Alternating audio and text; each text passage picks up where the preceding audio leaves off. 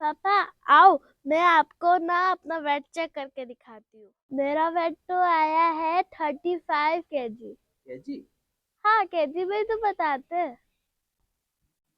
रुकिए, यदि आप भी अपना वजन केजी में बता रहे हैं तो फिजिक्स के साथ बहुत बड़ा अन्याय कर रहे हैं। कैसे जानना चाहते हैं तो वीडियो को पूरा देखिए। बालिका के पाँव रखने से बोतल दब गई। क्यों दबी? क्योंकि इस बोतल पर बल लगा। कितना बल लगा? जितना कि इस बालिका का वजन है। इन भाई साहब के खड़े रहने से बोतल ज्यादा पिचक गई। क्यों पिचकी?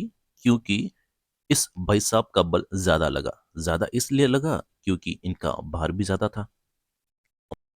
ये मशीन भी वजन के बराबर लगे हुए बल को डिजिटल फॉर्म में बता रही है। आइए अब सुनते हैं फिजिक्स भाई साहब की बात। तो प्रैक्टिकल से हमने ये जाना कि जो वेट होता है वो बेसिकली एक फोर्स है जो हमारे बॉडी द्वारा अर्थ पर लगता है। इसका मतलब ये हुआ कि जितना फोर्स उतना आपका वेट, और जितना आपका वेट है उतना ही फोर्स आप जमीन पे अप्लाई करते हैं। अगर फोर्स का फॉर्मूला देखूं तो F equals to M A, और वेट का फॉर्मूला होता है W equals to M G, जहां पे A लीनियर एक्सेलरेशन है और G जो है वो एक्सेलरेशन ड्यू टू ग्रेविटी है। तो यूनिट की बात करें तो फोर्स की यूनिट होती है न्यूटन। तो वेट की यूनिट क्या होनी चाहिए? वेट की यूनिट भी न्यूटन ही होती है ना। तो फिर अक्सर हम वेट की यूनिट केजी में क्यों लिखते हैं? पता है नहीं ना? तो आइए देखते हैं। तो अगर वेट की बात करें तो W इक्वल्स टू होता है एम जी, जहां पे M तो मास है उस ऑब्जेक्ट का, और जो G है वो है एक्सेलरेशन ड्यू टू ग्रेविटी। जी की वैल्यू की बात करें तो वो होता है 9.8 मीटर पर सेकंड स्क्वायर, और जो पूरे अर्थ सरफेस पे कांस्टेंट होता है। अगर हम जी की अप्रोक्सीमेट वैल्यू लें तो वो होती है 10 मीटर पर सेकंड स्क्वायर।